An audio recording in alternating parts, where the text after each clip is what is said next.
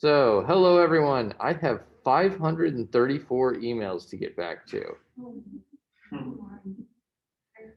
So, the reason that's happening is, first of all, hello everyone. My name's Anthony Bagsby.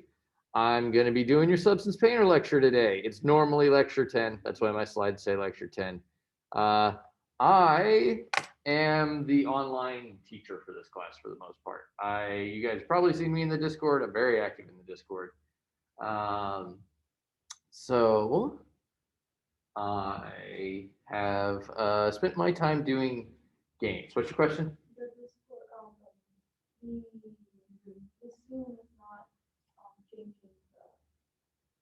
Oh, right. I froze it. Thank you. We want Eel to be able to see what's going on. I've been spending my days doing game development. So I started out doing Tiger Woods on Unity. I was actually on the second dev team to ever use Unity, which is kind of cool. But I spent a lot of time doing textures and materials, and that's sort of where I came up in learning about textures and materials, and why I'm here teaching you guys today. What? Yeah. I was one of the first people at Full Sail to start pushing the Substance Painter workflow.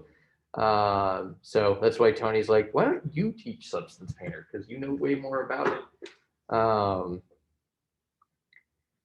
I was an environment artist. I got my own little company where I do freelance artwork, and I founded Indienomicon. So also worked on a couple of other indie games and contract works as a freelance artist. That's kind of what I do with my little company.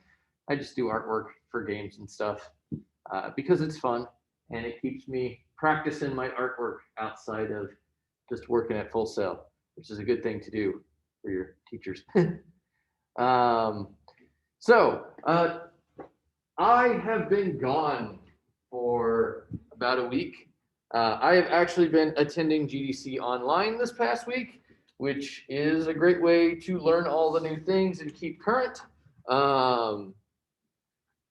So I did attend the Substance keynote, so I do know a lot of what the new updates are. They actually are really cool updates, but I am pretty much going to have to restructure this entire lecture to teach that, and I didn't have time to do that within a week while I was attending a conference.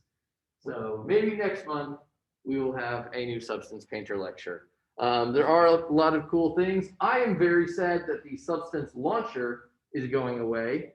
They're replacing it by smushing it into the Creative Cloud, which I'm just going to straight up admit I'm not a fan of. I like my Substance launcher, but it does come with a lot more connectivity with Photoshop and stuff like that. So you can literally just like take files and open them in Photoshop and then like submit them back to Painter without any hassle, which is kind of cool. They also have a new, I think they call it the scene builder.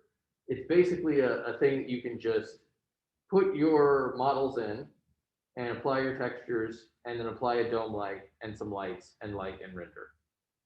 So can't model in it, can't do UVs in it, can't do animation in it, but you can put things in it, put your textures on there and render it. And you can light and render inside of it. Tony and I will be having a conversation about whether or not that makes sense to actually use in this class. Because I thought it was pretty cool. But, got to talk to the boss and see what he thinks. I have a few questions. Yes. So one of my questions is, what is GDC? GDC is the Game Developers Conference. Okay. It's just a big conference where game developers get together. They share information. People do talks, and Substance is always there talking about their latest builds and stuff because they always have something cool to show off at GDC. So I was at the Substance talk. It was really good. There's a lot of new stuff. You can now model in Substance Designer, which I was like, what? Substance Alchemist got a complete overhaul. Substance Painter had some changes. Any of you who got the new update, you can still use it, but the basic material is going to be different. They have a new material called ASN, which stands for Adobe Standard Material, and it does have a lot more options, I have to admit. One of the coolest things is that it actually has antroscopy on it. So you guys, your metal thermos with the antroscopy, you can actually do that in Substance Painter now.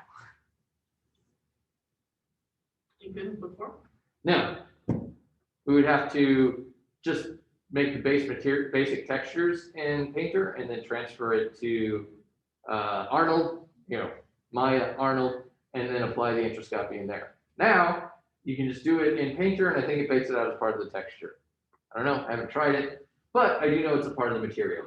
There's also cool things that Tony will be interested in, like clear coat and sheen for like fabric. So there's some cool new things, but I have to figure out how to actually integrate them into the class because everything is different now. Okay. But yeah, there's a lot of cool things at GDC. I met a guy who works at Naughty Dog who made a scene with like a bunch of Viking like swords and axes and shields and stuff. That he started with just a plane, and then he made everything else in Designer. So literally, it went from being a plane of geometry to a sword just using textures. That's cool. He did a whole talk on it. I've seen people do that, and I'm like, you guys are insane. And they're like, yeah, but it makes it so you really know how to use Designer well. And I'm like, okay, I'll give you that. Because Designer is one of those tools that is super badass, but super complicated, and makes my brain hurt just thinking about, like, how do I make materials? Which company does Designer? It's Adobe now. They used to be called Allegorithmic, but Adobe bought them. And my second question was, do you know how to turn those lights up? I can try. Yeah, I know it can be done. That makes the screen a lot easier for us to see. Okay. We talked to my one or two people who are attending online. Guys, I'm stepping away for like 2 minutes to go figure out the lights. Thank you.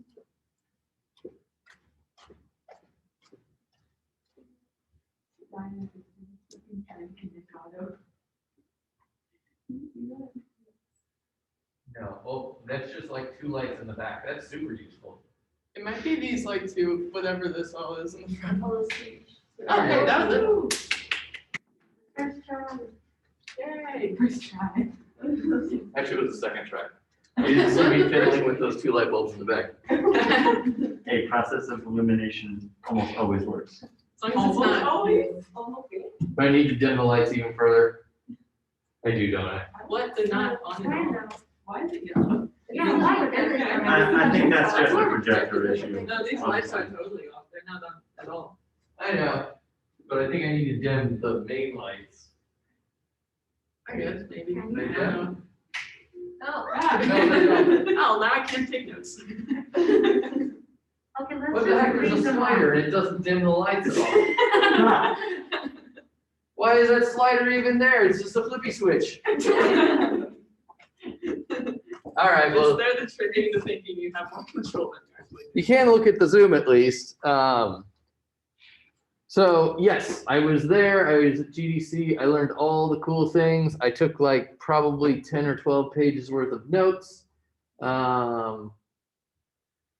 Mostly attended roundtables, but oh, I attended a cool talk on how they did the visual effects of Spider-Man Miles Morales. That was fun. Lots of cool texture things. They're using parallax maps and vertex colors. Crazy, crazy things. Was it conference? Designers conference? Yeah, Game Developers Conference. Game developer. I recommend it for anybody who wants to get into game art. It's a great place to go to network, to meet people who have jobs. Most of the students that I know who have been hired in the industry usually made connections by going to GDC. Usually there's a physical conference. It was not physical this year, it was online. I worked as a volunteer through the GDC Conference Associates Program, which means that your pass to the conference is free. So that is pretty handy. Again, usually there's a physical conference, so you actually have to travel out to San Francisco and stay in a hotel. So that can get a little bit expensive, but it's, it's important for your careers is what I'm trying to get into.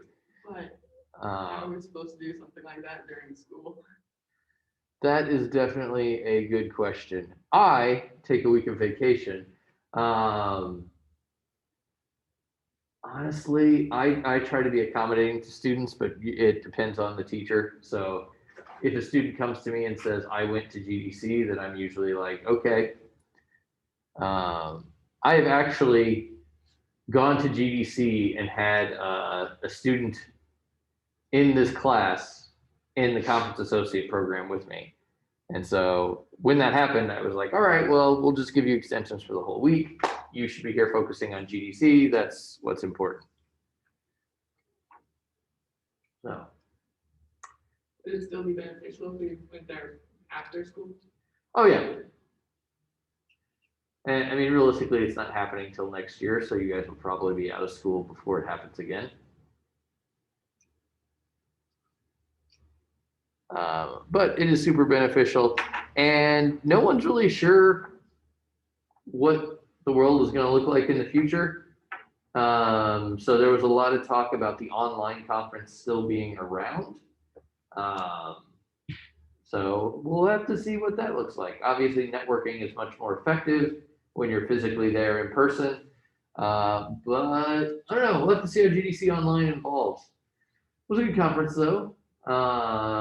Ghost of Tsushima won the Game Developers Choice Awards for Best Visual Art Style, which I thought was cool because a friend of mine from college actually is the lead texture artist on that game. Where did you go to college? I actually went to college in Sky, Savannah College of Art and Design.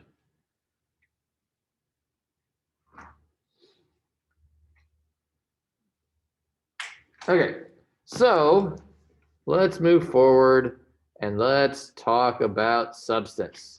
So, why do we choose substance, guys? Because I'll be honest with you, we could do this whole texturing thing in Photoshop if we really wanted to. We already know Photoshop. Why not just use Photoshop? I had assumed something, but now I'm pretty sure it was wrong. And I assumed it had to do with substance being able to like attach, like for something to be, one file to be both a bump and a texture map, or both a material and a bump map and a texture map. Now I'm pretty sure I was wrong about that, but that was what I had assumed. I assumed that like Photoshop was just 2D basic color and substance had everything else as well as color. So, what substance allows you to do is it allows you to paint those multiple channels that you were just describing simultaneously. So you can paint them. You can paint your bump, or as I refer to it, height, your color, and your roughness, and your metallic or your specular, all at the same time. So when you have your brush, you can define each channel's properties and paint them with one brush stroke. That is much easier than in Photoshop, where you literally have to generate the images separately as different images, because all Photoshop allows you to do is to paint one map at a time, one image at a time. Because it's real, Photoshop is not a texturing application. That's why Adobe bought Allegorithmic, because they are the best texturing program. So that is one of the reasons that we do Photoshop, or do Substance. Oh, so it actually was kind of right. You were kind of right. Okay. It's just, it does export the maps individually so that you can plug them into Arnold, because Arnold doesn't allow it to just smash its way in. You actually can do that in Unreal and Unity if you have the plugin. Actually, you can do it in Maya if you have the plugin, but I've never actually been able to get it to work in Maya. Crash. Also, the way we teach this class, it makes more sense to plug the textures in individually, because we've already taught you how all of those material channels work. You literally just plug the textures into them. So it kind of makes sense to export them out as different maps, plug them in, which we will do during this class today. Any other reasons why we would use Painter over Photoshop? And one of them is fairly obvious, isn't it?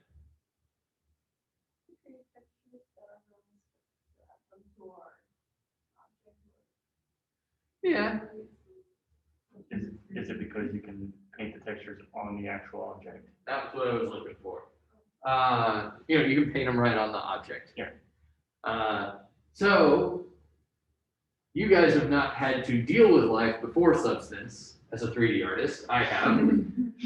We had to paint in Photoshop when I was a student because there were no alternatives. And I am not kidding you. The creation of Substance Painter took my iteration process down from like 60 to 70 iterations every time I tried to do a texture to like 6. And by iterations, what I mean is you plug it into Photoshop, you render it, and you render out your final model, and you're like, nope, that's wrong. Sorry, you plug it into Maya. You plug your textures into Maya, you render it, and you're like, nope, that's not what I wanted. The reason for that being, you can actually see what your textures look like on the model when you're painting in Painter. In Photoshop, you're really kind of guessing. So you have no idea how many times I would put a texture on a model. This was more when I was doing kind of advanced character stuff. But you have no idea how many times I put a texture on a model and it would look like garbage. Utter garbage. And you're just like, what am I doing? Honestly, I went through a whole emotional journey every single time. So it's like, I'm terrible at this. I don't know what I'm doing. And then I would just keep at it until around iteration 50, it started to actually look like it made sense. And then around 60 or 70, it was actually really good. But now, first time in, it looks pretty good. I just have to change a few things. Sometimes I only do 2 iterations. But don't forget, iteration is a part of the artistic process. You guys should definitely be looking at your final stuff and being like, all right, what can I change to make it better? That's why my iteration process took so long. Because if I turned in that first stuff that I made back in school, I would have gotten an F. That stuff was terrible.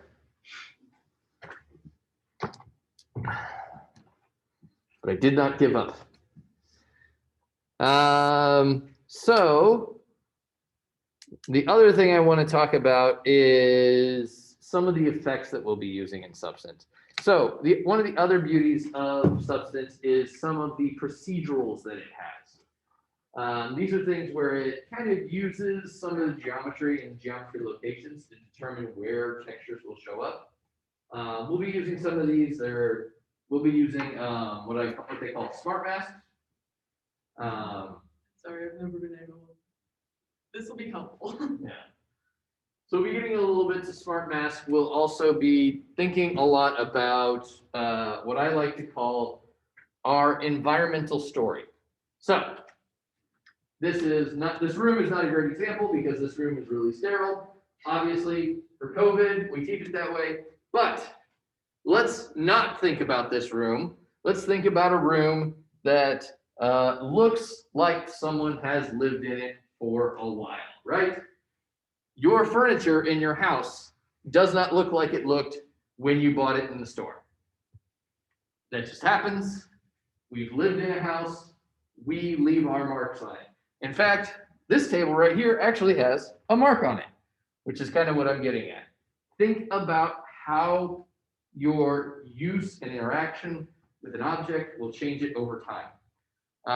Again, this environment is a bad example because we're keeping it extremely sterile for COVID. But there are things like,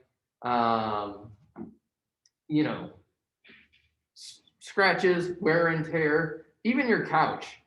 I have a couch that I've had for 12 years now. It's got wear and tear marks just from my butt rubbing on it constantly over the course of 12 years. There are areas where the cushions are lighter than other areas. Obviously, you can tell where I sit all the time. But that sort of thing, interacting with things leaves a mark. And that sort of thing is actually what brings a kind of mediocre environment artist to a exceptional environment artist, or a mediocre texture artist to an exceptional texture artist. Those are the type of things that employers look for when they're looking at portfolios. Those are the the type of things you guys want on your portfolios. So that is what we're going to be talking about today. I think we're going to be doing the interior scene today, so we'll probably be talking about the coffee mug. So the coffee mug is a good example because it will change very, very quickly. That's what happens to dishes. They look clean because they were in the dishwasher, then you put food on them, and they don't look clean. Coffee mugs, you put coffee on them, and they are very quickly horribly dirty, right? Coffee is a very disgusting substance. My girlfriend would not be happy about that. She's a coffee drinker, and I'm not. But that's what we're going to do. We're going to muck up that coffee mug. We're going to muck up this desk. We're going to make it look like we've lived on it for a while, and I'm going to muck up that thermos. Those are what we're going to do today. But actually, a really good example is this laptop. Your laptop has a ton of stickers on it, but that's the sort of thing that I'm talking about. What do we do to personalize our stuff, and what has using our laptop over the course of time done to our laptop? Hopefully none of your laptops look like this. I have seen students' laptops before that have looked disgusting. And I was like, I don't know what you do to that, but you need to clean it. But simple things like, the keyboard keys get like a little greasy, and there's like smudges. I actually recently gave mine a bath because it was starting to look a little gross. But yeah, there's like a couple of marks here that I can see. Unfortunately, the UVs for the laptop were atrocious, and I gave up on making the UVs acceptable for this demo. But the objects that we're going to be working with are going to need to be re-UV'd because when Frank UV'd them, he did not UV them for Substance Painter.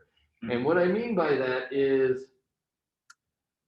he did not UV them for what we call collage UVs. Now, there's two different approaches to texturing.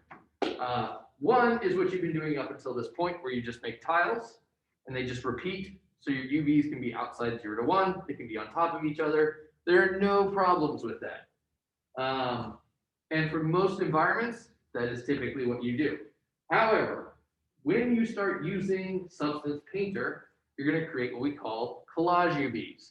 This creates one iteration of the texture with very specifically location details out to where your UVs are.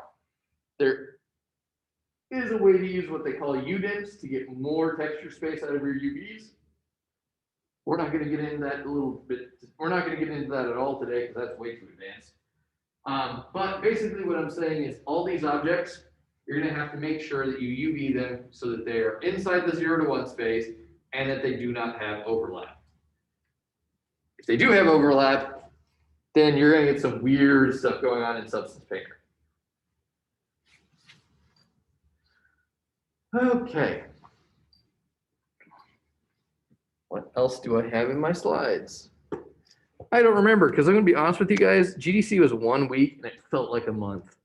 Don't get me wrong. GDC is very exciting and a lot of fun, but it totally has taken the wind out of my sails. So what do we need to begin in Substance Painter?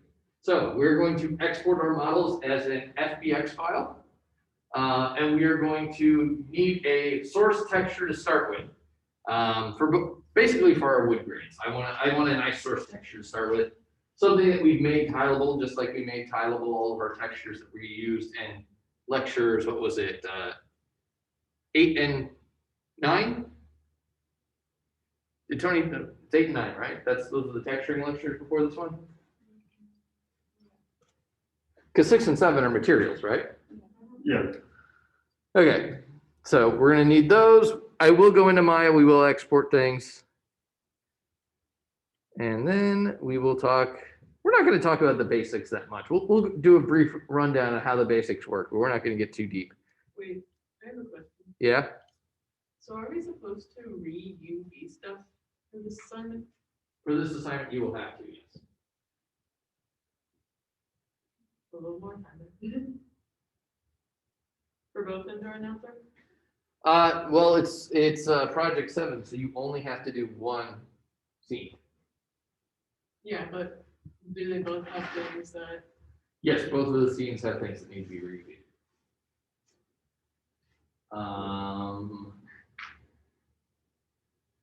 I think that the exterior is a little bit more UV friendly for not having to redo UVs. But not that much. We only have to re-UV the ones that need the substance textures, right? Correct. Okay, the others are Right. fine. And we recommend only doing, usually you're only required to do one metal and one non-metal. So at most, you're gonna be UVing 2 objects.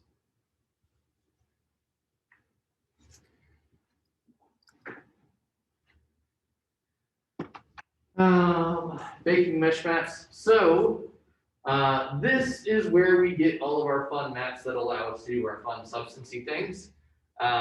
It's really just a technical process where we go in, I click some things, I tell you guys how to bake out your maps. Well, this is the first step that we always do in Substance Painter. Brushes. I'll show you some of the cool brushes. My favorite brushes.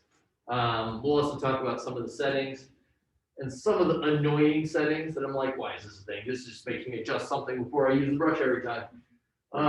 My favorite brushes we'll talk about are the artistic brush, the dirt brush, and the scratches brush. Specifically, the dirt 2 brush, and the scratches 2 brush. I don't know why, both of them, it's the second one. They're like, let's just make a garbage one, and then we'll make the really good one. Layers and channels. So this is what I was talking about. There are multiple layers for texturing. I'm pretty sure you guys have kind of already figured this out because Tony was talking to you about color maps and bump maps, right? So every single one of those attributes that you guys played with in Project 6, you know, how you were adjusting like specular and specular roughness and color and like, but basically every single one of those values that you adjusted, you can input a texture into, just like you did your color map. We're going to be mostly focusing on diffuse color or albedo. I make so many names for these. By the way, when they first came to GDC to talk about PBR textures, and it was actually Kojima Studios, they were like, it's not color, it's albedo. They were very insistent it was a different thing. It lied, it's just color. It drove me nuts for about 6 months. And I was doing research, and then I was like, oh, it's just color. Dang it, Kojima, you lied to me. So, color, then we have the height channel, which is where we'll do our normal map. We won't actually use the normal map in this class, but that's where we get our bump.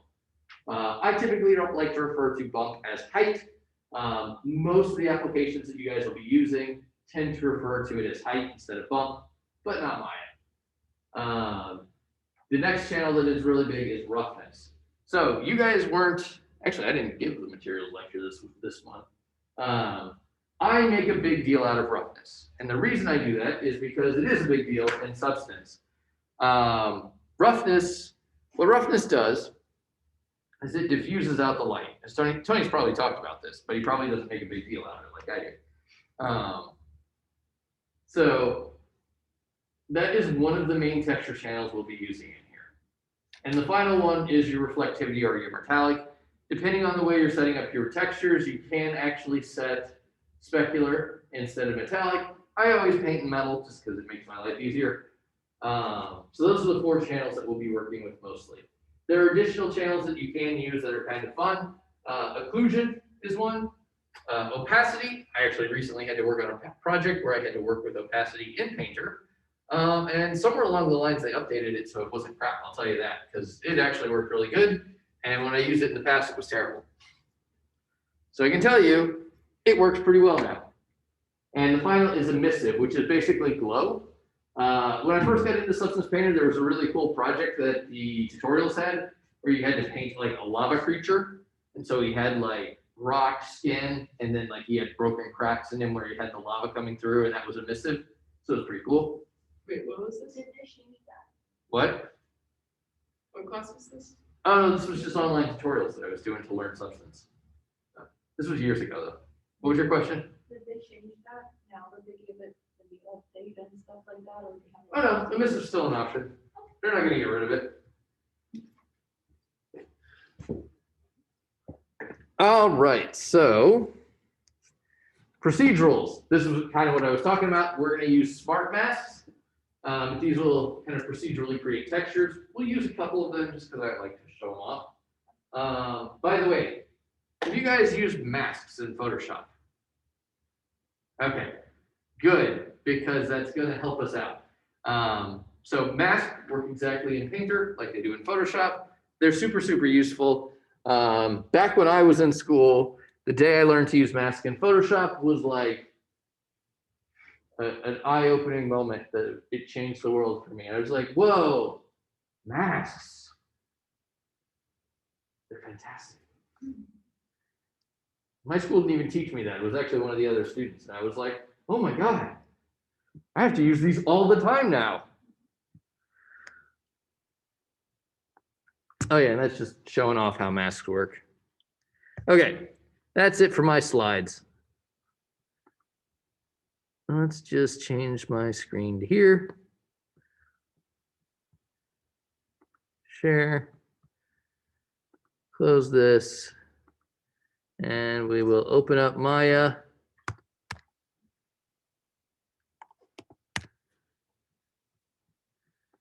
(2020).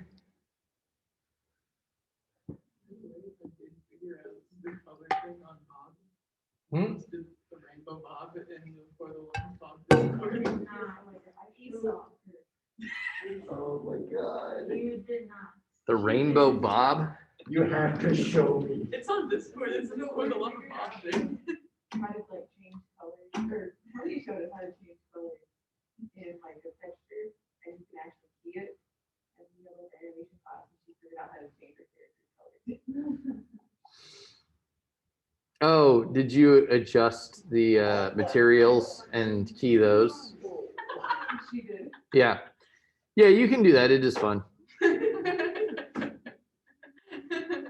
You would probably have to use an HSV remap to be able to change the colors on the fly. Okay. That's what I did with it. Yep. You'd be able to do that. I'm just Bob.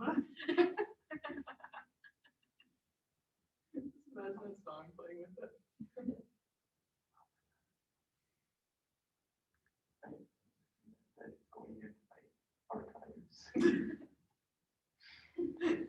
Okay. Hang on. I got to open up my demo, guys. You can, but keep in mind, this is going to be a little bit hard for you to follow along with because you need the things to be, you need a lot of things to be re-UV'd, and we're not going to take the time to do that because it would use up all of our class time.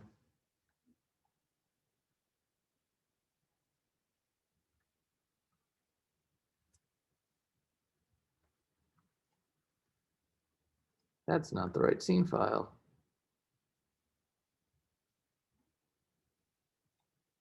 Put these in order, will you? Substance, here we go. There's my files. Interior for day 4 substance. Pretty sure that's the one I want today, guys. Pretty sure.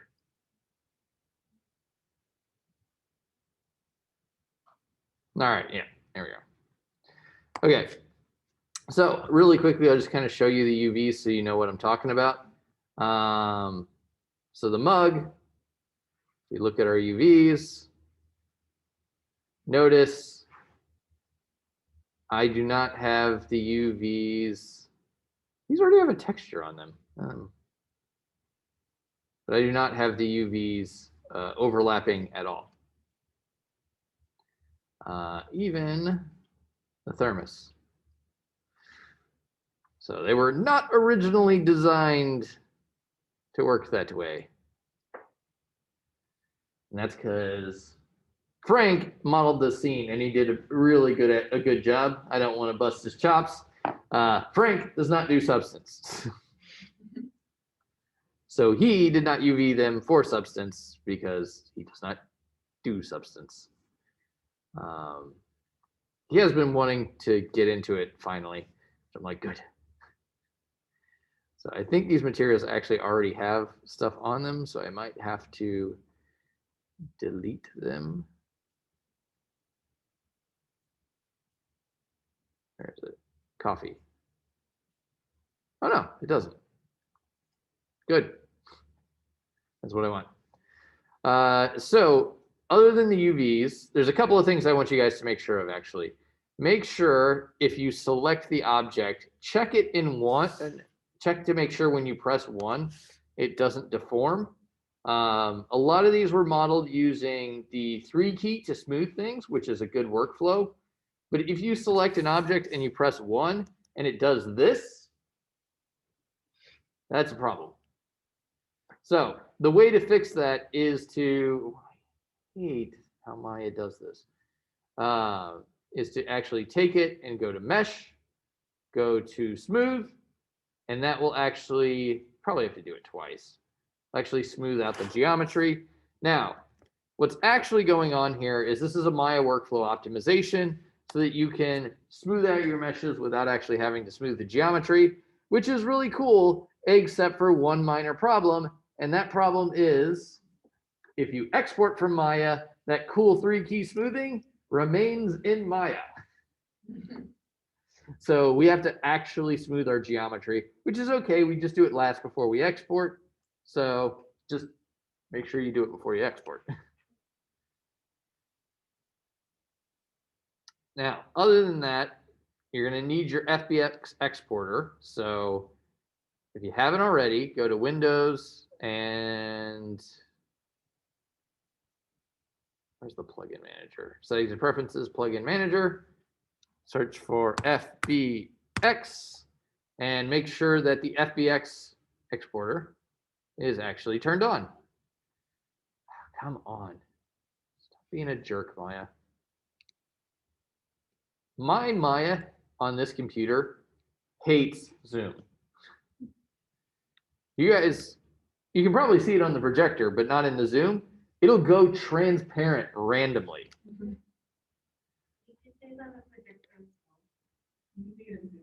Oh, you can see it in Zoom? Okay, it's really annoying. By the way, my desk, I took a unique approach to. I've actually separated the UVs out by, or the material out by 3 different separations. So I have the desk and the base and the legs as separate materials. I'm going to go ahead and export it that way. For the most part, you're going to want things to be assigned as like 1 material per object. Go to File, go to Export Selection. Now, yours will not look like this. Do not worry.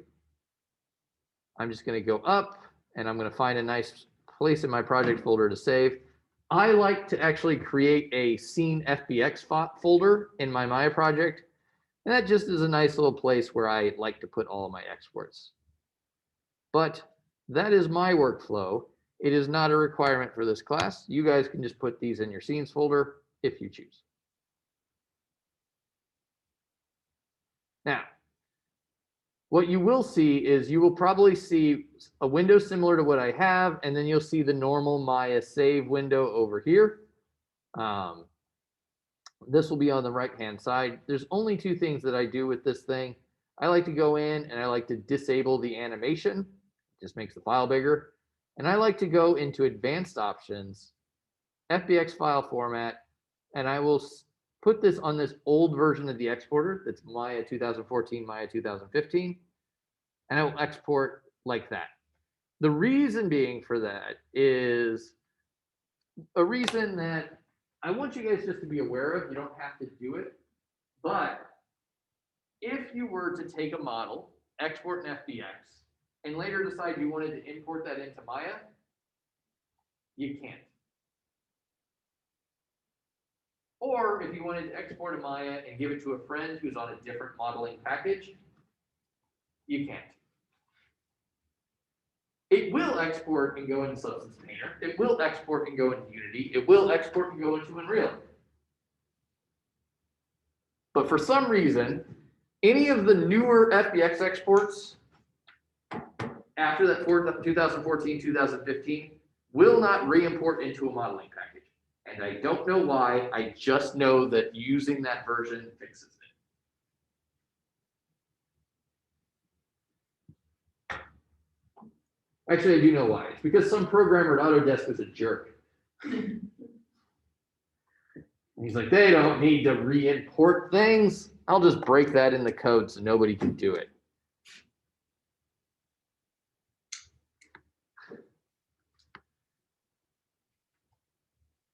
Oh, well, new.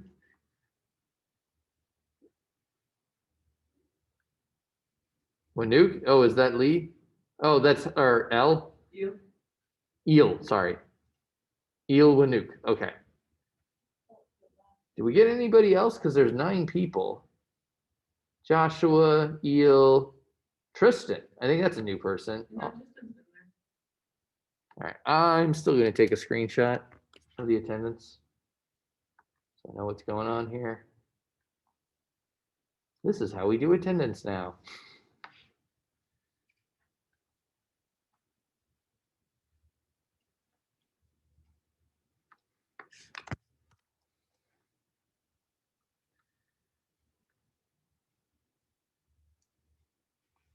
Okay, so we've got our FBX export actually. So now say goodbye to Substance or to Maya. Say hello to Substance. So this is the Substance launcher. It does house all of your Substance softwares. I used to make a big deal about it, but am I not logged in? It's asking me to log in. Log in.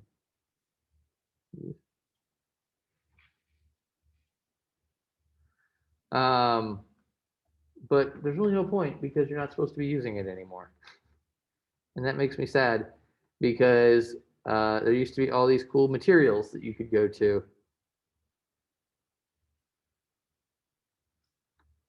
And you're like, I want materials. And you could download free materials. By the way, Adobe made a bunch of dome lights that you can now download. They also made a bunch of models. Like you can just download models.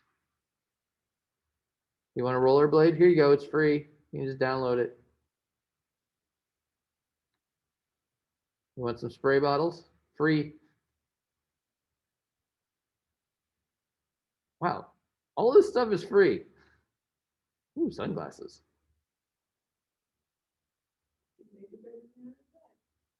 You pretty much could. Actually, I should talk to Tony Saxon about that. Be like, we should download some of this stuff because it's free. It's probably got good UVs, actually. Probably better than our UVs. So they used to have a deal with Sketchfab, and I guess they still do, but I'm pretty sure that's going away because they're going in a different direction. It is a Just skull. went straight to the skull. Really? You ignored Zelda and went to the skull? Honestly, I went straight to Zelda. Not gonna lie. It's like, Well, I didn't how could you ignore recognize Zelda? it as Zelda at first, but Oh, wow. Well, that's. I'm not paying attention to what you're looking. No, somebody just made that. Sometimes you're looking at the cover. Personally, this one is my favorite.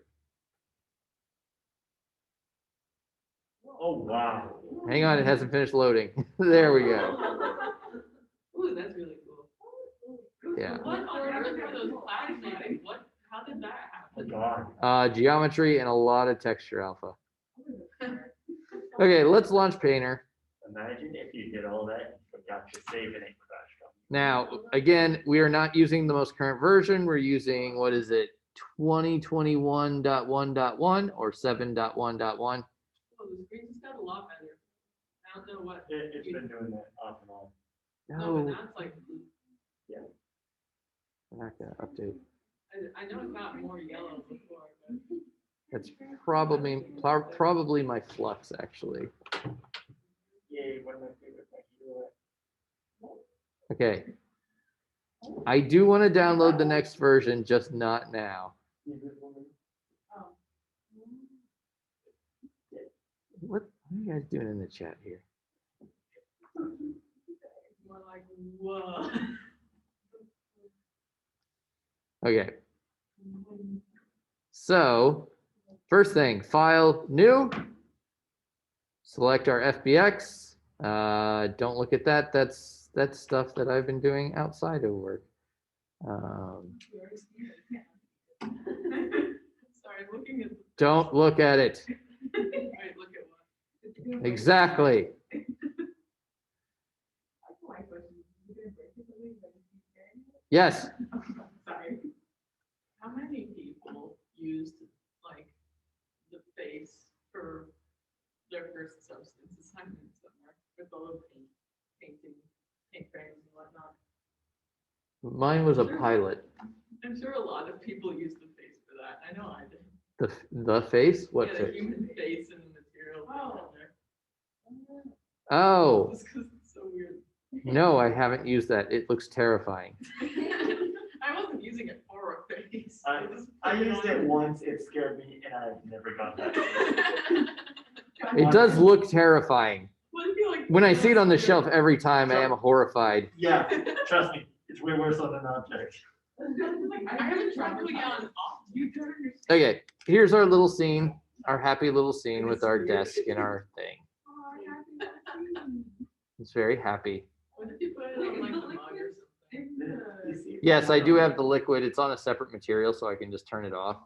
Oh, okay. Oh, fun.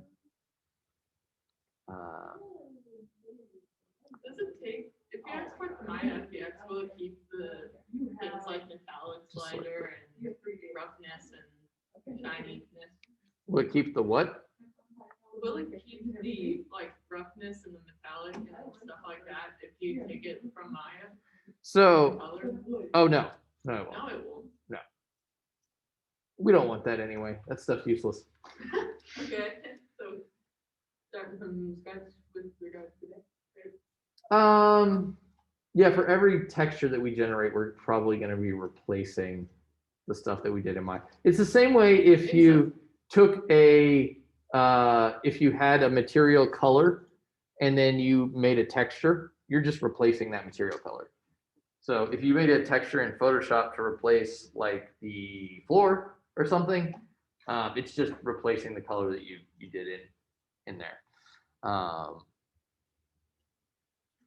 But we have real-time viewing in here, so we can check our roughness, we can check our metallic and our bump and all that to make sure it looks the way we want it to. Now, we got to do two things off the bat. First, we have to go and we have to bake our textures. So we go down to bake mesh maps. 1024 is where we'll stay. We're going to turn off normal map. We're going to turn off material ID just because we have no use for them.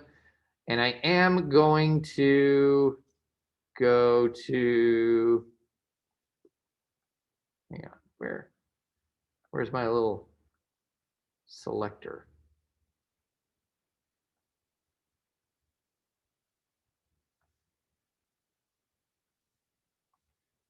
Make sure I'm on the right material for this. Yes.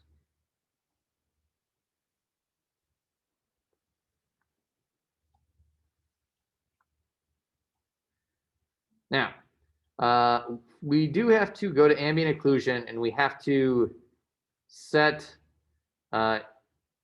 ignore back facing to, sorry, not that, self-occlusion to only mesh with same name as well as thickness. Wait. Before you bake it, change the size of the. Why are you doing that?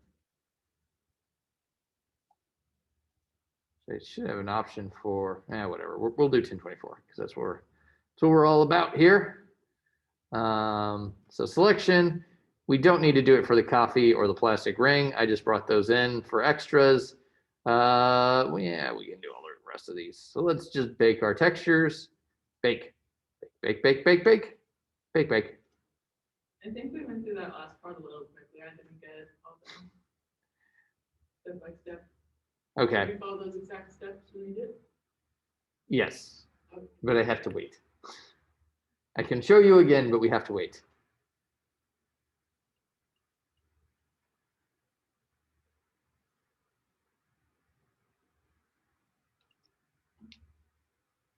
Okay, so when we bake our mesh maps, let's go over here, click that, turn off normal, turn off material ID, and then on both ambient occlusion and thickness, you want to set self-occlusion to only same mesh.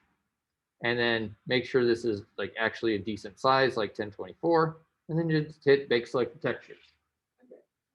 So not a lot. Next up, I like to show off the display settings.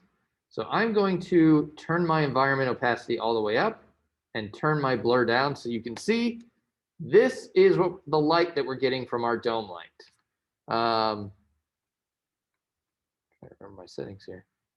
As you can see, it is not super useful.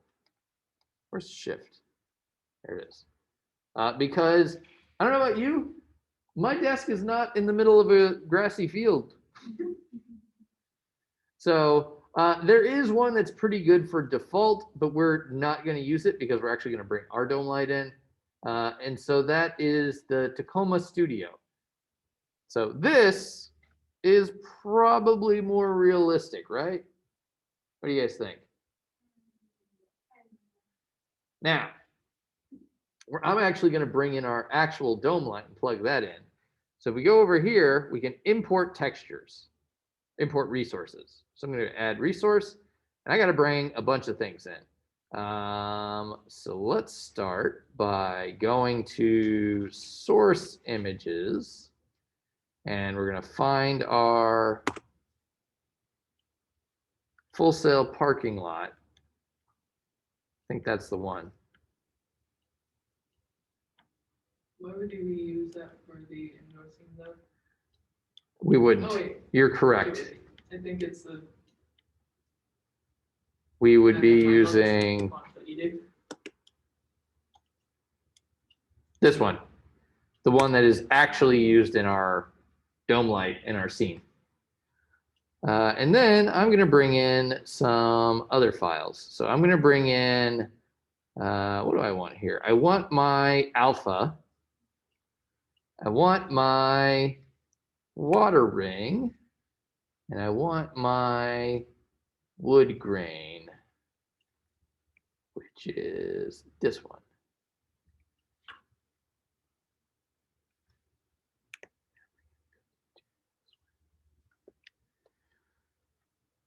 All right, so we need to define these. This one's an environment.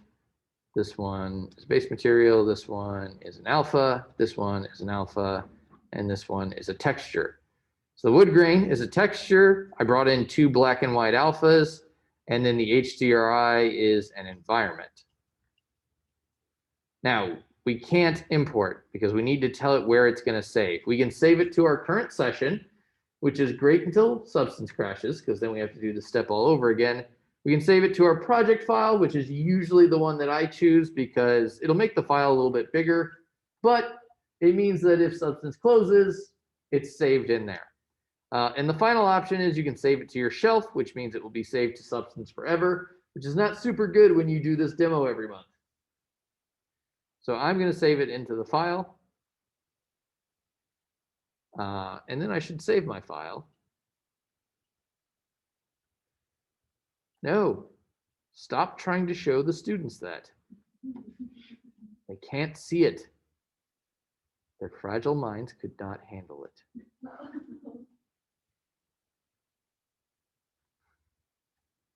Also, it's contract work, so you guys shouldn't be seeing it. That is the unfunny answer to why you can't see it.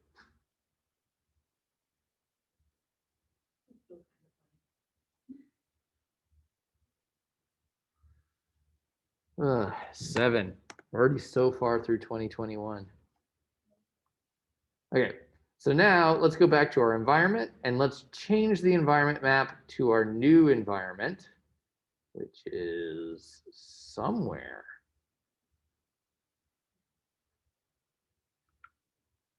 Where is it? Here it is. Where was the option for importing? Right here. It's on your shelf. They entirely changed the shelf in the new Substance too. Okay, then. Good thing you're showing. I mean, it still has a button like this on it. You just got to find it. It's like a little square with an arrow through it. Yeah, I Yeah. Well, they made it so the shelf is a lot more customizable. So you can be like, I want it like this, or you could have it like vertical, which is probably better now that I think about it. Anyway, Oh, that would be cool. That'd be kind of like with the top. Probably what they're trying to do, huh? Adobe. I mean, yeah, they are owned by Adobe now. So I think we're ready. I think we're ready to start working on this coffee mug, guys. Is that exciting? Yeah, and it is a decal. What'd you say? The corgi decal. Yes. Oh, actually, I need to import one more decal. Sorry. The corgi decal is a very important part of this assignment. Look at them shoes. Mr. Becky, Why would you do that?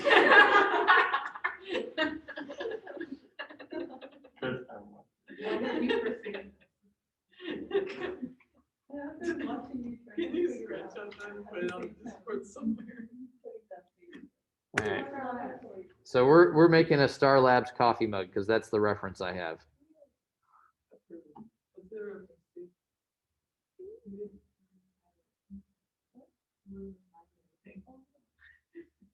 Yeah, I forgot to tell it to be an alpha. So in our project now, we have all of these. Oh, those are all the maps we baked out. Okay, so in Substance, we don't use regular paint layers. At least I don't. I use fill layers because fill layers are the best. You know, regular Maya controls, Alt, and so what are you doing? You were just working like 2 minutes ago. There we go. So Alt does all the things. Shift rotates my dome. Apparently I forgot my tablet shortcuts for a bit there, but here we are. So that's good. And so fill layers, I don't know if you guys remember, the tricky thing about fill layers is that you cannot paint on them. I need to find my reference real quick.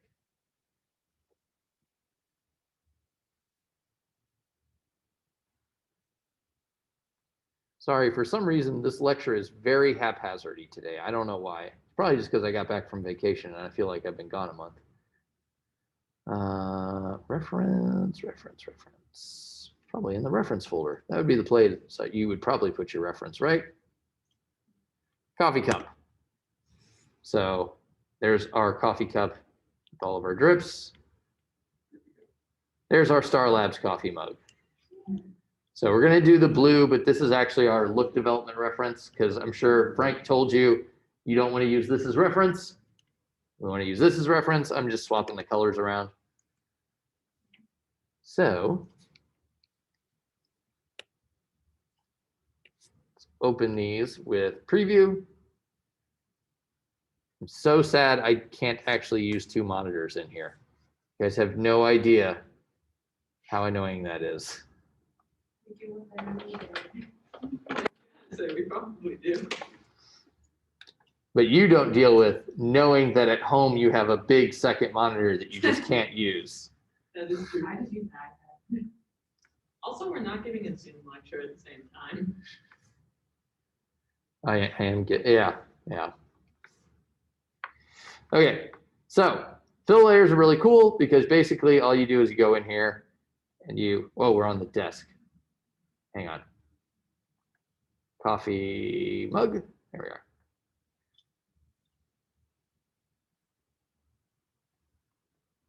So delete, add a fill. What I'm trying to do is I'm trying to sample this color and throw it on my mug. No, why would you change in literally the last second? There we go.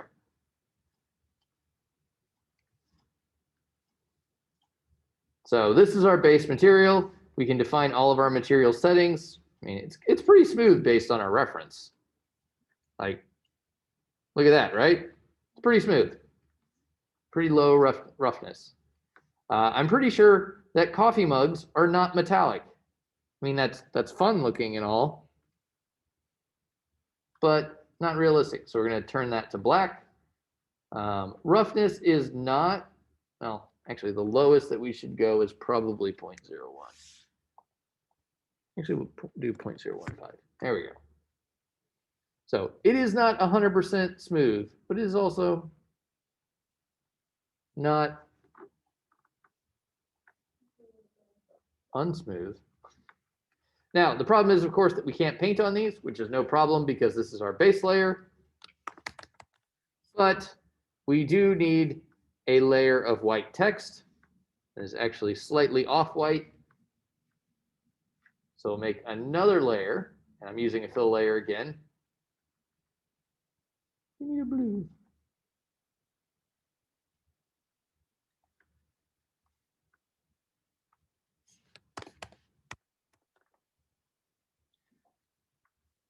Now, for this, we don't need our extra channels, so I'm just going to remove them. In fact, I'm removing normal because nobody ever paints in normal, let's be realistic.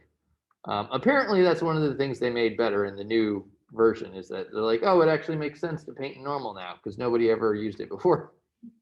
They always give you the normal stuff and be like, you can add it in the normal map. And they're like, cool, not gonna.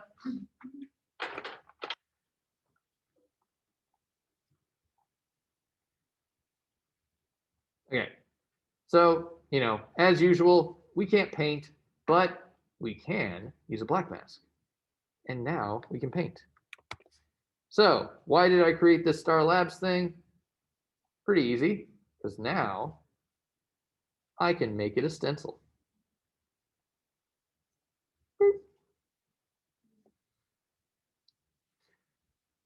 And then I'm going to go to the 2D, 3D.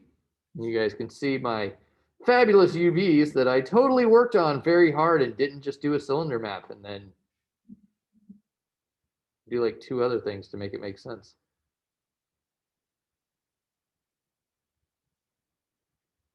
All right. And so then, ta-da, da-da-da-da. All we have to do is paint, and the stencil will restrict our painting. What'd you say? Not for logos. I did that. I would do that for logos. Adam does do this in MCR. Yeah. I'm going to tell you this. Adam stole my entire lecture for his MCR lecture. I was very cross with him. Because he also didn't tell me, so I didn't find out until students came in this class and they were like, hey, Adam gave us this exact lecture. I was like, oh, I guess I got to change the lecture now. Thanks, Adam. Like Adam, $1. It's copyrighted. Copyrighted by me. So there we go. There's our Happy Star Labs logo. It looks pretty good. I'm actually pretty stoked with that. Okay, fine. I'm sorry.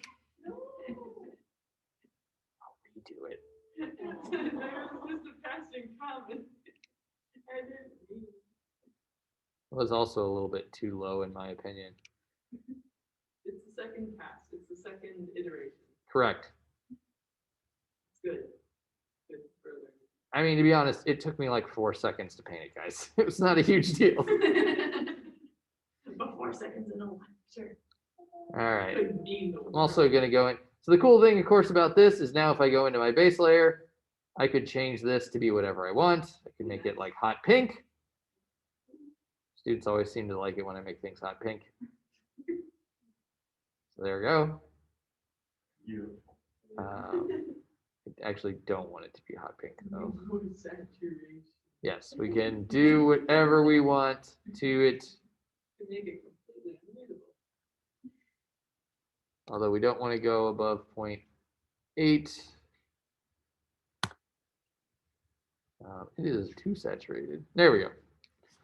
So we can make adjustments to our things. We could even go, actually we do need roughness because this is less reflective than because we look at our reference, the text is less reflective than the rest of the mug.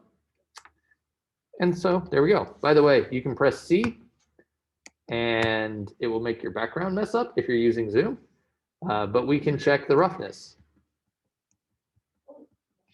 So you can see color, height, there is no height, roughness, metallic. I thought I was breaking substance every time I did Oh, no, that's just C key. It rotates through the channels.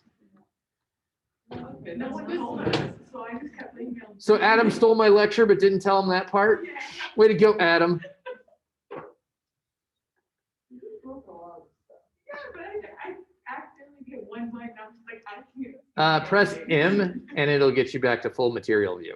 Yeah. Adam. It's okay. I'm pretty sure Jared stole most of his 3DF lecture from Adam. Oh, like you're the main source, and it just kept going down. Well, I stole a lot of this lecture from Shane. He asked me to teach his class, so I had to learn it.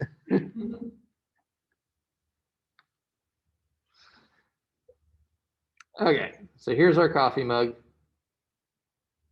We got a good start here. Got a nice logo. Got some differences in roughness. Ta-da!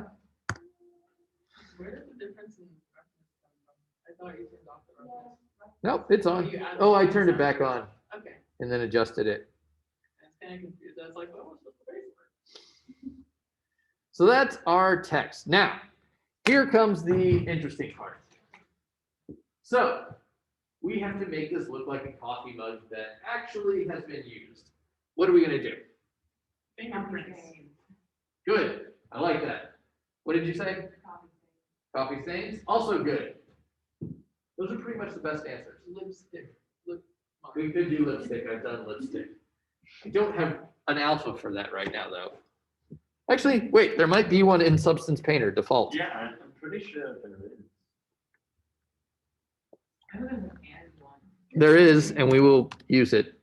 A stain that's very specifically shaped. Yeah, there like is a a lip. Yep, there are lips. Ooh, lips erased. That's even better. Erase some lips. Okay, maybe we'll do that. Let's start out with the coffee stains, and then we'll move on. So, always name your layers. Don't be that guy. We all know that guy.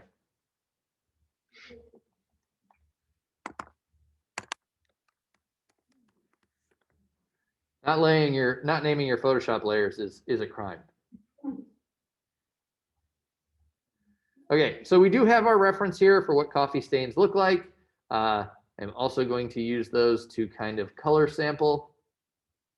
So I get like a nice brownish, coffee-ish color.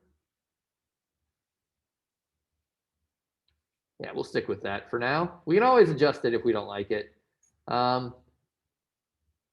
Coffee stains don't really add height, so we'll remove that. Not really going to have a height map on this one. That's okay. We'll have height maps on other stuff.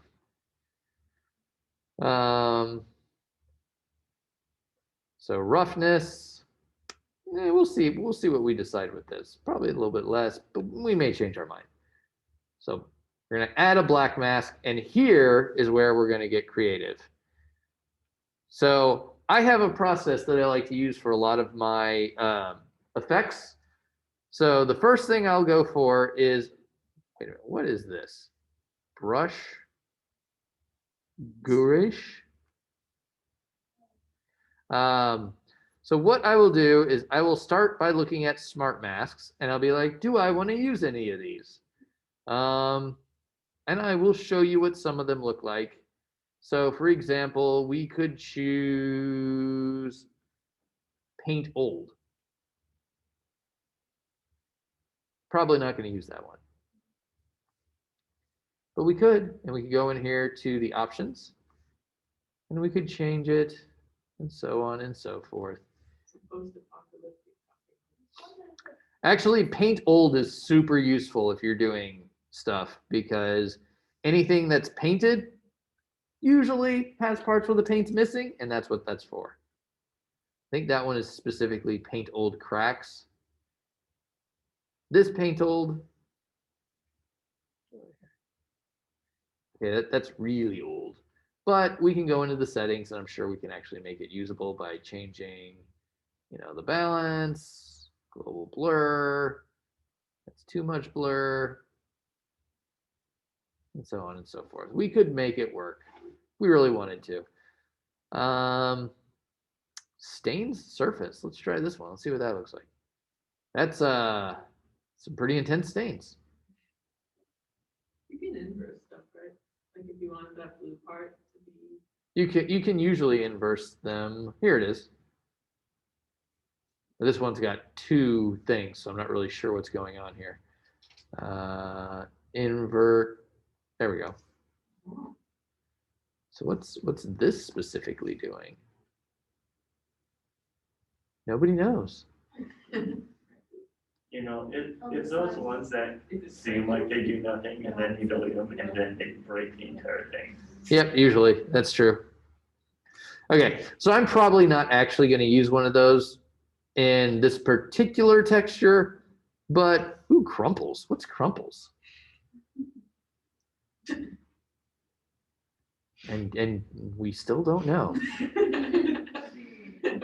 the inside around the bottom. Dust subtle. Oh, well, that's not bad. I'll probably use it on the desk later, actually. Let's go ahead. Ooh, actually, you know what? No, we're going to use one. We're going to use water drips. Yeah, that was pretty nice. We'll tone down the level a bit. I want it to be a little bit more subtle, but I will kind of raise the contrast. There we go. Could you get it off the candle if you wanted to? Oh yeah, easily.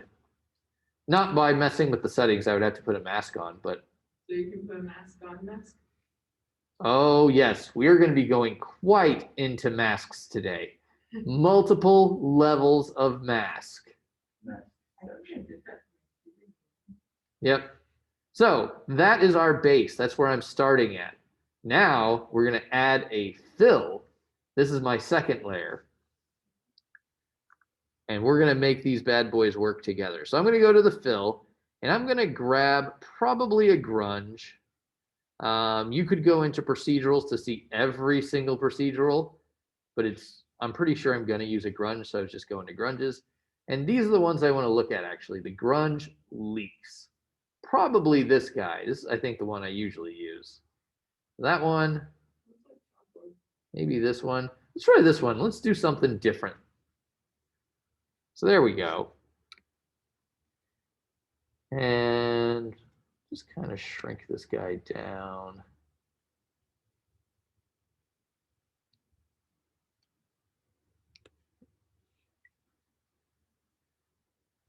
And that's obviously way too dirty. So let's increase the contrast, lower the balance. That's too low.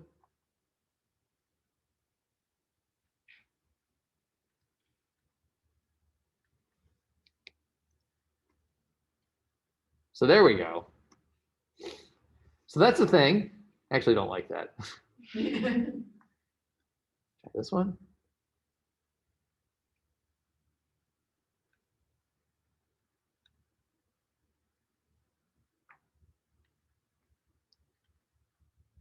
I like the one that I always use. What can I say? It's a classic.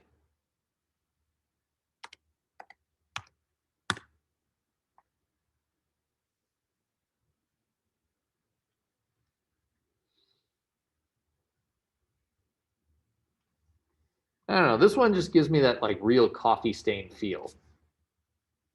Now, of course, we're going to have to adjust the contrast, mess with the balance.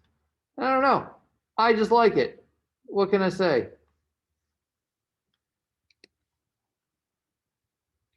It looks like coffee stains to me. Also, it kind of looks like our reference, which is what I like about it.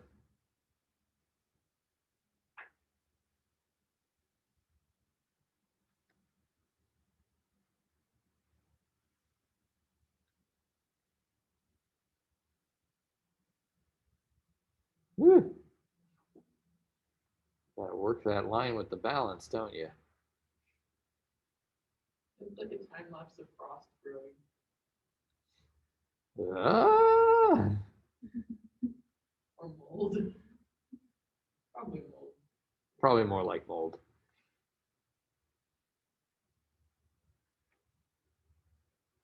Actually, these are kind of what I really wanted it to be. Also,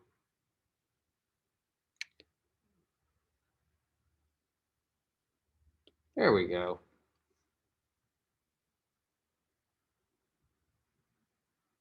So it kind of looks like coffee dripping down. That was, that was my goal. Goal accomplished. Hooray.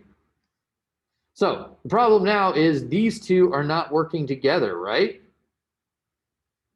Well, Tony by now has probably taught you guys about blending options. So this is probably not the first time you're hearing the idea of multiply. Yep, so it's the same thing. We're going to multiply, which means that I'm wrong. We're not multiplying. It was mine. Linear dodge. Oh, it was Maya for the layer texture. Yes. By the way, you have these options in Photoshop too to blend two layers together. Also another thing that blew my mind when I was a student.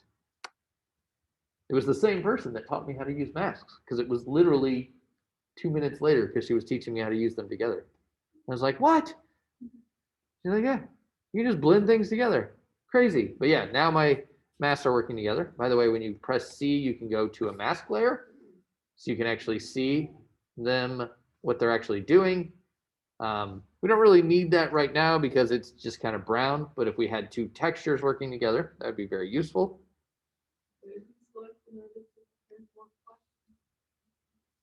There's just a blending option here. So see how they have these little arrows? It says normal. If you click on normal, it'll allow you to switch. Now it says linear dodge add, or ledge, because that's what I'm using. And by the way, these also work on a per channel basis. I should actually turn. Oh, but it doesn't matter because we're doing masks, so we're fine. So should we use linear dodge edge instead of multiply? Yes, because multiply will give you black. Because multiply is basically adding up the blacks, which is the opposite. We want to add up the whites in this particular case.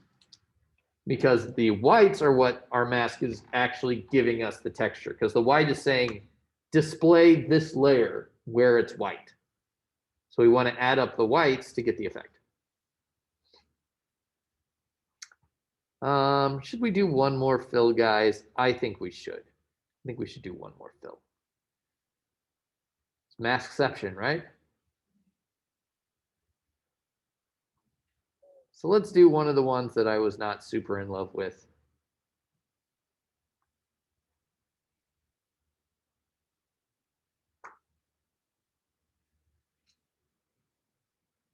Grunge leak dirt? Let's try that one. What does that look like?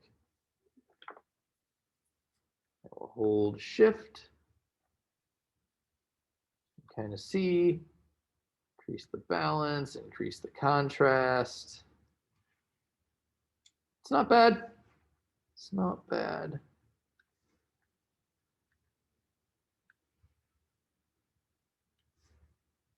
Do our linear dodge add. There we go. Now this is probably a little intense, to be honest. Wait, is it linear dodge add or linear dodge edge? Linear dodge add, which says ledge. Linear dodge. But it's linear dodge add. Oh, okay. Actually, Shane likes this lighten mask. He says it gives you a slightly better effect, so I'm going to go with that. Okay, now on top of all this, I always top mine off with an actual paint. And the reason for that is I like to always go a little bit too far in my textures, and then I will paint things out. So I'm going to take my stroke opacity down. I'm going to grab a brush that I trust, which, for those of you who know me, I trust Dirt 2. And then I got to get rid of this stupid minimum size thing because it just is like, you want your minimum size to be 0? No, I want it to be 30. I'm going to take my stroke opacity down. This is my little secret. sorry, X, and then we're just going to paint all of the textures out.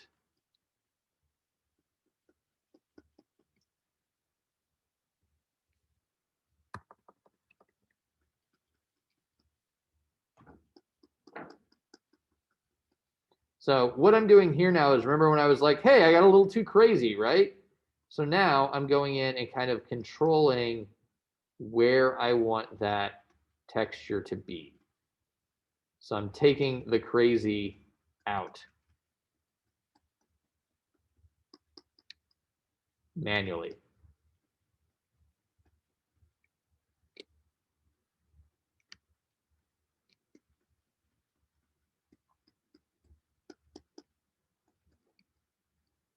Yeah, because look at this side. This is way too nuts.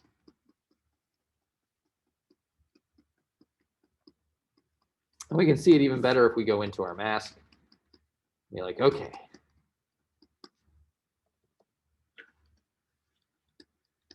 This is where I put in all those scratches on my stylus.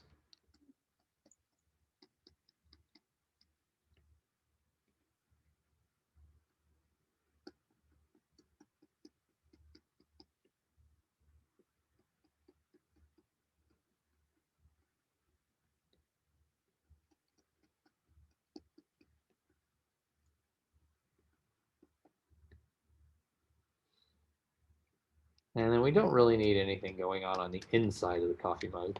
That's not the inside. So we can kind of paint this out. You know what, we'll just go up to 100.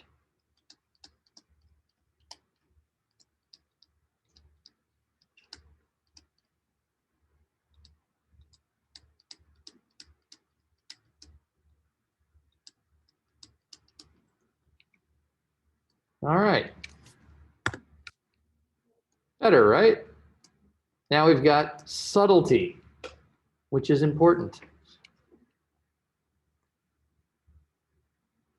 So that was our coffee stains. Pretty fun.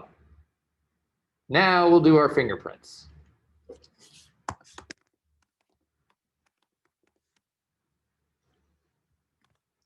So for this one, again, I'm going to turn height and metal off. I'm going to go in here and I'm going to select a nice fingerprint color. I always like to give my fingerprints just a tad of, that's green. I want yellow, but just a tad of yellow.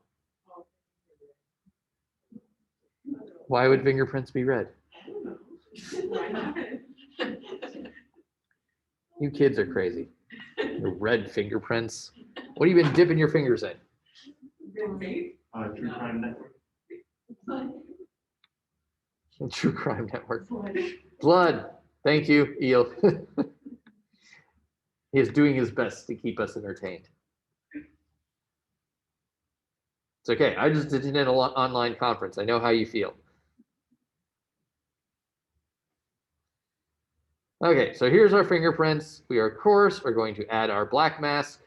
Actually, before we do that, disable that really quick. I think it's just shift click. Yeah. We should actually consider our roughness. It'll be fairly high for this. We're actually going to go above 0.5. Our base color, I'm actually going to lower the opacity on this later because base color is not as important for fingerprints as roughness is. So we're going to use the same process we did before. I'm going to go in and I'm going to start thinking about smart masks.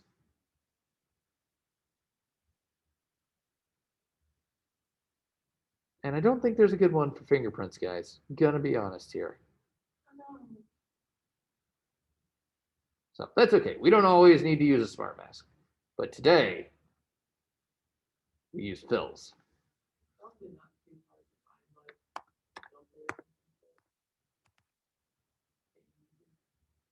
And we're in smart mask still. We'll just go to the grunges because that's where they live. So we have, where is it?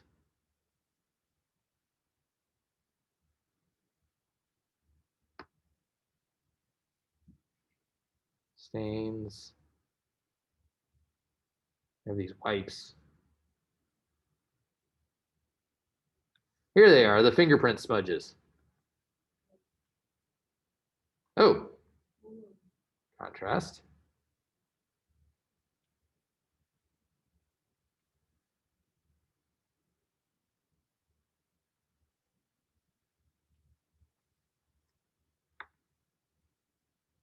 I don't really see the fingerprints. Hang on. That's because they're too big.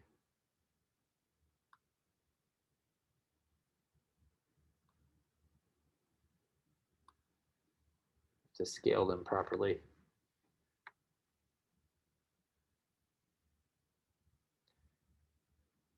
So you see, there they are, but your fingerprints wouldn't be there. They'd be on the mug itself. So that's where we're gonna go ahead and put them. I don't know, that's, the handle's useful for that. The handle is useful for that, but we can't really see them on the handle here. So actually what I think I'm gonna do, rotate it, and I'm gonna put them like this person was like touching the top of the mug.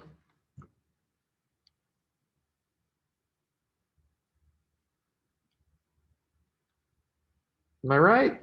That's where you would see fingerprints.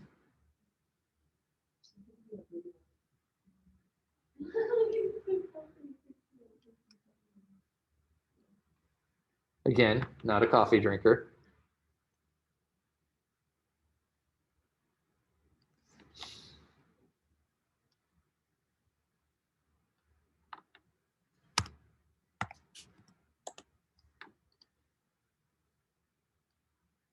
Those actually look a little too big to me.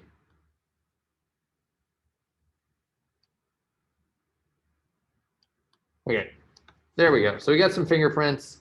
I'm gonna still mess with these settings because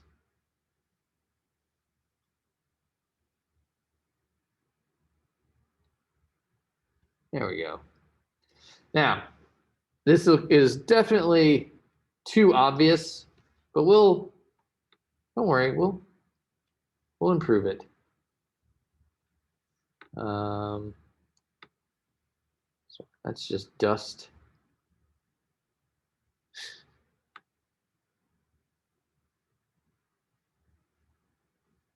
We could put one more in. Why not?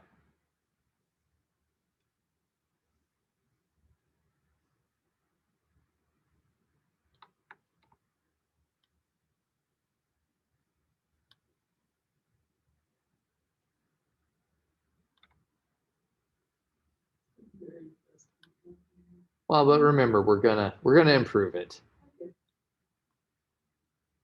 This is just our starting point.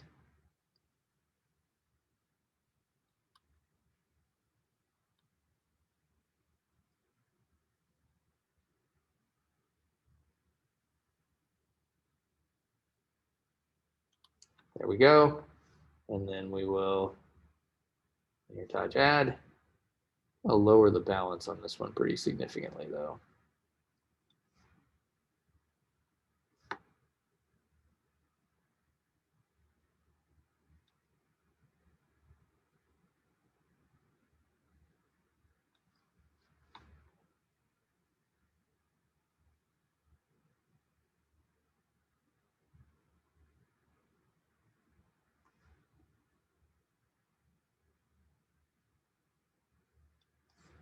Okay, and then finally, we will add our paint.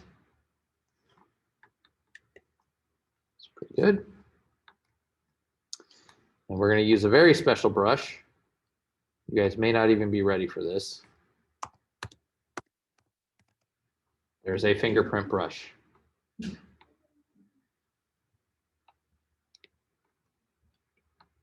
Yes, I know what you're thinking. Why did they make that?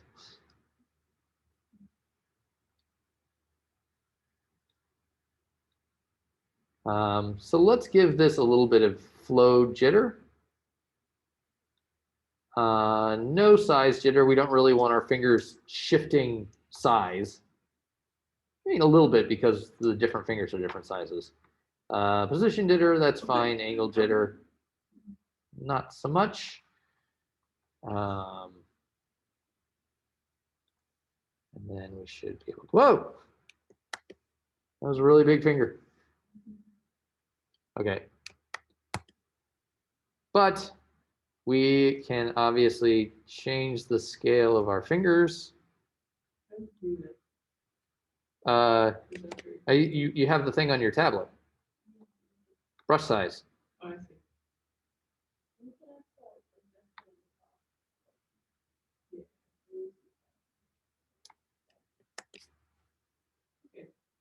See? Do fingerprints. It's been a while since I've used Substance. Substance is a magical thing. So obviously I'm going to put a bunch of them on the handle because that's where fingerprints go.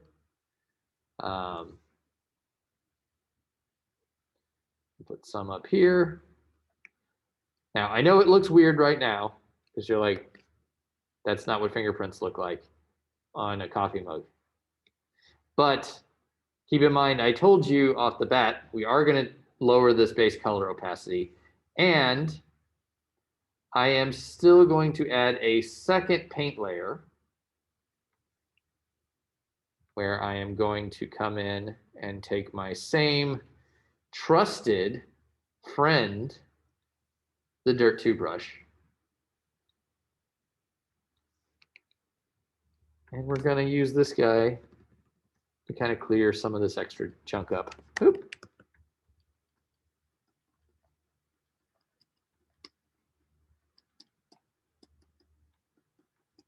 Get a little bit of randomness in here.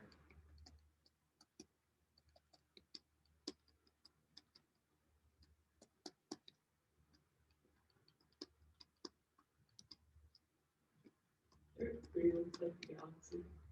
Dirt 2 looks like the galaxy. Oh, Dirt 3 does. Oh yeah. Dirt 3 is not super good. Really? It's Dirt 2 is where it's at.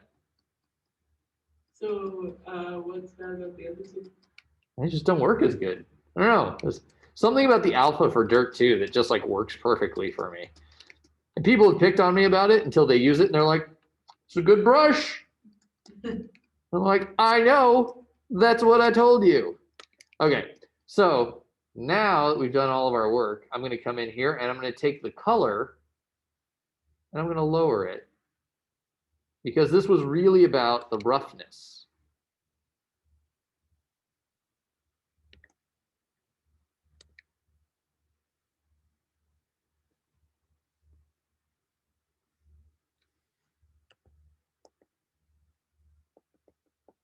So see, we have all of that roughness going on. Yeah.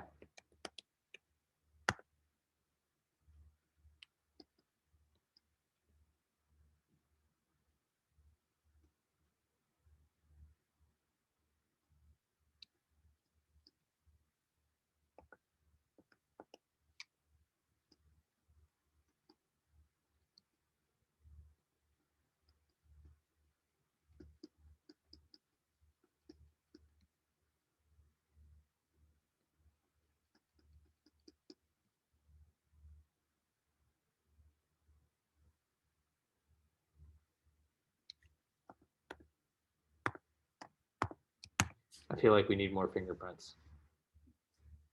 Also, I can't spell. This is why I went to art school instead of literary school.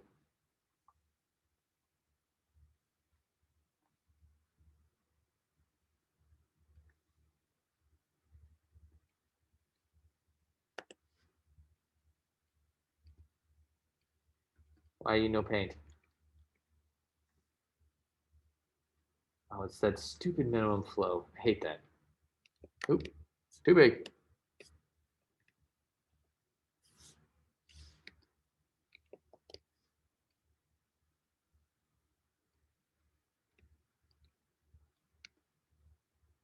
I don't know why I'm worrying about back here. We're never going to see these.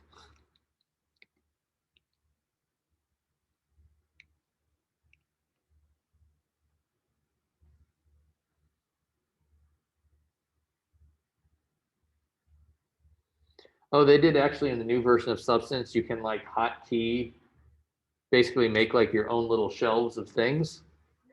Yeah, it's actually really good. I'm looking forward to that feature. So I can put all my brushes in one thing and stop having to like search for them all the time. Yes, that is one of the cool things about it. Make your own custom shelves.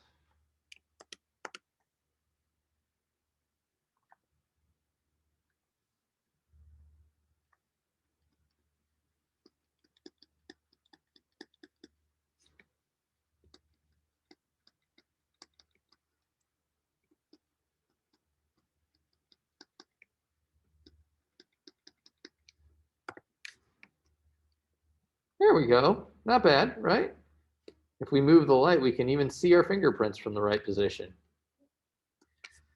Okay, and what was the last thing you guys wanted? Lipstick? Let's do it. Now, I don't have reference for this, so I'm going to be shooting a little bit from the hip, but I have done this before, so I do know what I'm doing. So what color lipstick are we going for? A nice... Green. No. No. I'm going to say hot pink. So you guys always like hot pink. Peach? So like this?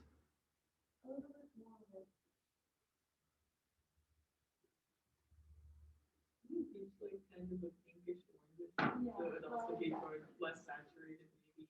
Oh yeah, probably. Okay, there we go. That's our lipstick. That's actually a really good lipstick color. Really kind of makes me think of lipstick. We're not gonna do height. That handle looks like a eye. Some kind of handle. Yeah, look at the shape of the handle. So we can adjust this roughness later. Because actually, I don't think lipstick is gonna have a super big effect on it. So, okay. Black mask. For this one, we're actually just gonna do paint because there is no lipstick smart mask. There is no lipstick fill. So why is there, great, they just put all the horrible skins together. So alphas, lipstick. I'm gonna go ahead and do this as a stencil. No, that's not what I wanted.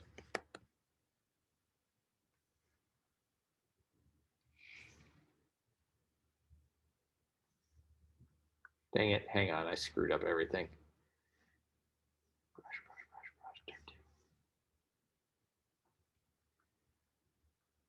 Alphas, lip, stick, erased. So there we go.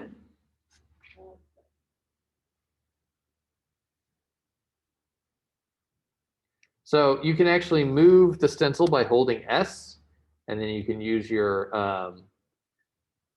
basically kind of like your Maya controls to be like,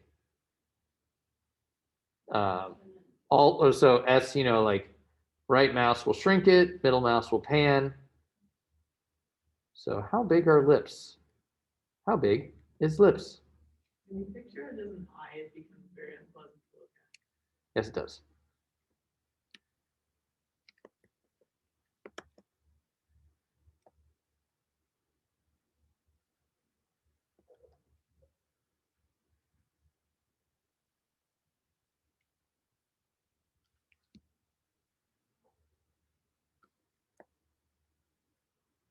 Yeah, here, you're in the way. Nope, that doesn't look like lips at all.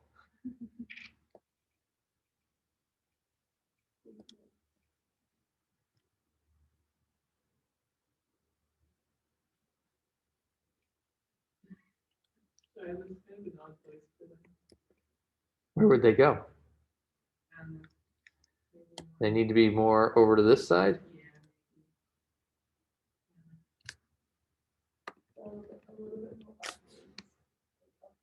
Oh, shoot, hang on. More upwards? Yeah, because you can see already the upward part. Okay.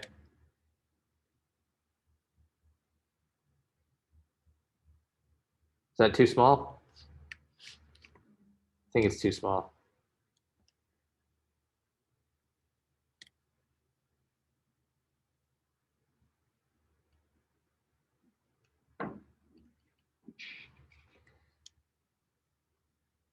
And then let's do 2.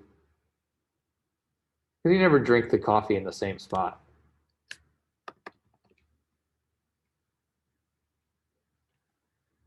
There you go. Maybe we should be using a more full lips.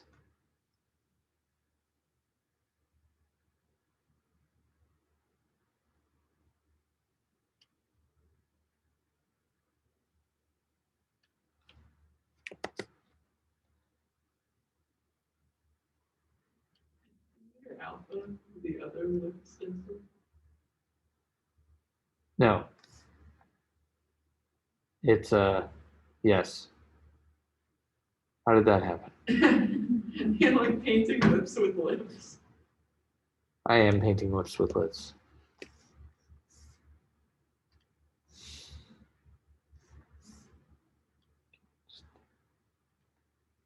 I don't know. Don't be a jerk. Just go with artistic.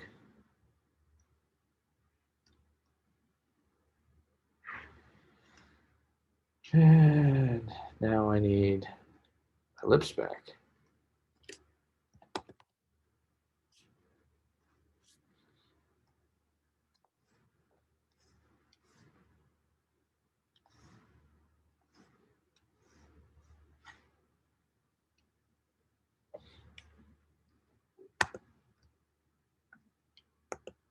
Hey, actually, that looks kind of good.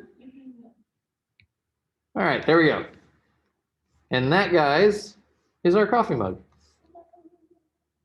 Let's actually, before we go finish that, let's play around with this roughness.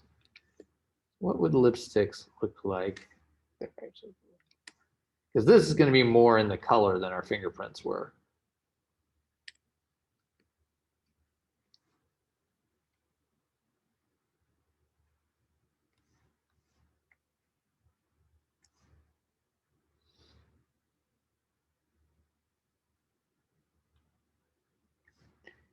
We could kind of lower the opacity to make it a little bit harder to see because it is about subtlety. There we go.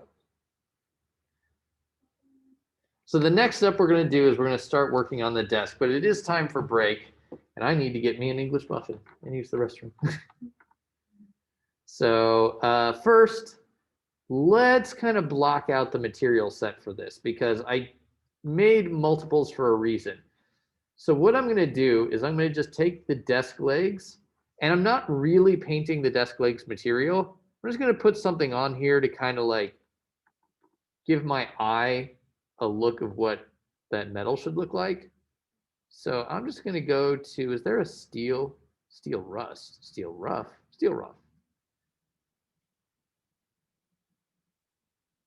So there we go. And then we'll go to desk base. And this is the material I already started working with. This is the one we're going to start on, but we're not going to start from scratch. What I'm going to do is I'm going to grab that wood grain that I already created. I'm going to drag that into base color. And now I have a starting material. Hold shift and I can kind of shrink this down. And I'm definitely going to go in and rotate it 90 degrees because it's, it's 90 degrees off from where I want it. Because I want it to be going this way. And so shrink it down until it's about the right size.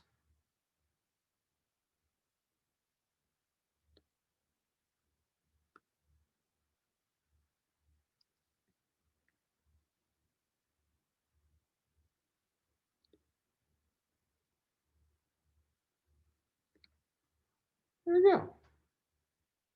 It's a nice wood grain. That's our base. Before we go, the last thing we're going to do, I want you guys to make some suggestions for things that you would like to see us do to the wood desk. What should we do to our wood desk? Scratches. Good suggestion. Anything else? Paint spots. What kind of paint? Acrylic. Okay, so we were doing some crafts at our desk. Scrap disc. That also makes sense for the scratches if they like keep talking. Ooh, coffee stains. Yeah. Okay, so let's make some fills for these. So we want scratches.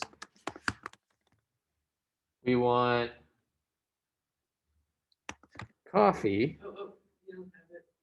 Oh yeah, It's gonna take you on a train to be flutter you press. I know. Well, what hotkeys did we activate? You pressed C, so it cycled. Oh, I know which ones I did. I already turned them off.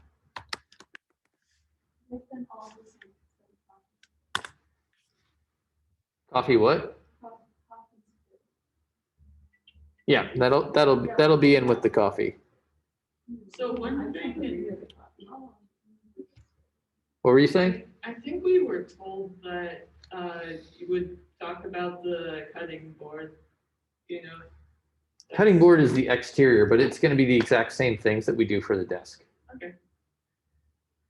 The only difference in there is the way specifically the cuts work and the way the cuts are positioned, and we would do like staining from whatever we were cutting on our cutting board. Could be tomatoes, could be meat. However, I am going to say this. If you want to see the exact demo for the exterior scene, because you're decided that you want to do the exterior scene, you can watch last month's lecture 9, because I rotate interior and exterior every month. So last month we did the exterior. So we're doing the interior this month. And there is not enough time for me to do both. So I decided to do one really well instead of doing both. What if we have one coffee stain that's oddly corgi shaped? Oh, we're going to use the corgi in a bit. Okay. We're definitely putting a corgi like decal on this desk. I actually was thinking about making it a sticker, yes. All right, guys, so it is time for break. It is 9 o'clock. I want you guys back here in about 25 minutes. So like 9:25? Yeah, Okay. 9:25. All right, that goes for you in the chat as well, guys. I know there's a couple of you who are on Zoom. I did take screenshots, so I do have you for attendance. Make sure to come back in 25 minutes. All right, everybody? Okay. Bye. I like how there's just a cookie material. Would you be able to make a cookie that's just texture? I mean, I told you that a guy made swords and shields out of just texture. So yes, Cover you the could. desk in cookies that are textured.